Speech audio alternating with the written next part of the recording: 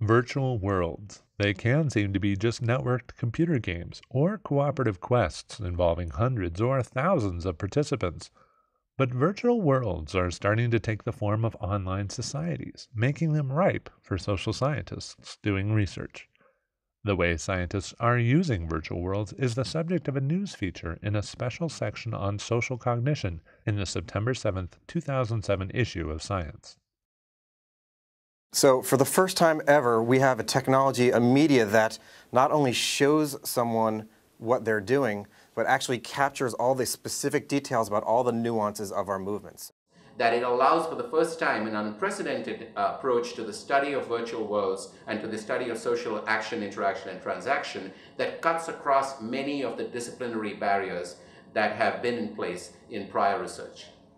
When you do experiments in virtual reality, they're essentially, in principle, infinitely repeatable under the same conditions.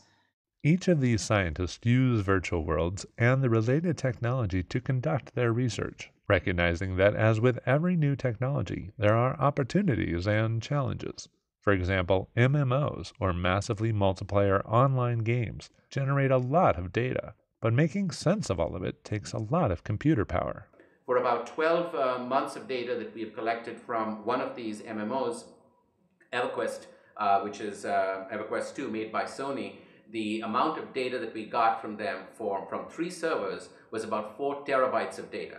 That may not be a lot by the standards of some of the hard sciences, but in social science, that's a phenomenal amount of data. And in order to manipulate that data, to be able to make it meaningful data on social action, social interaction, and social transactions, you need at least another 6 times that amount of space. So we're dealing with 24 terabytes of manipulation space in order to analyze this data.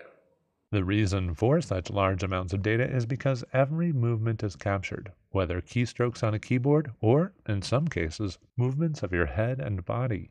The difference with the virtual media is that there's a cycle of tracking and rendering. So in order for me to show you my avatar, I have to send you all the very small details about how my avatar moves so you can then draw it on your computer.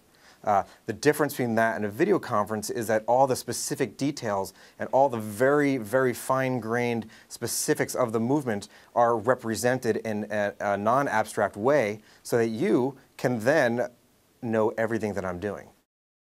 By combining that knowledge with the ability to create computer-generated virtual environments, researchers gain more control over their experiments.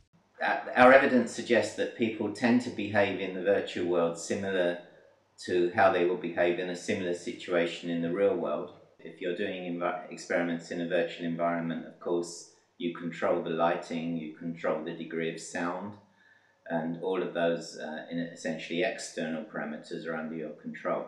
That control enables researchers to conduct experiments that, in the real world, would be unethical, such as giving electric shocks to virtual people. The visual appearance and the behavior and the sounds of the virtual character actually has an effect on the behavior of the subjects. Rationally, it doesn't make any sense. Everybody knows there's nobody there, there's nobody getting any shocks, there's nobody complaining.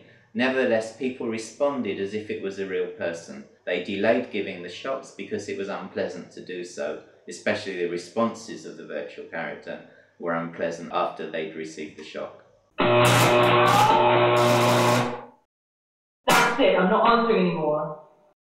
And as with every technology, opportunities exist for people to use it irresponsibly, too. Yes, the potential for misuse here is tremendous. We've run experiments specifically with political influence and shown that people are more likely to vote for politicians who copy aspects of their identity.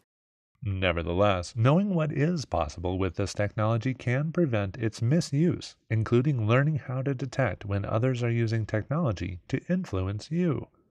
Of course, this technology also allows you to influence others and misrepresent yourself, a characteristic that provides yet another research path for scientists studying virtual worlds. If people are acting in a certain way in a virtual world, then that doesn't become a bug for this approach. It becomes a feature, because we are interested in seeing how people may engage in deception, how people may engage in a behavior that is different in a virtual world than they would do in a real world, exactly because our world is increasingly merged between that real and the virtual world.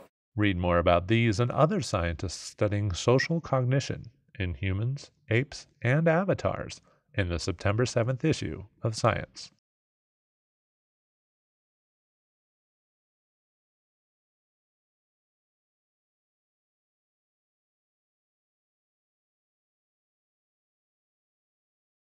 Science is published by AAAS, the Science Society.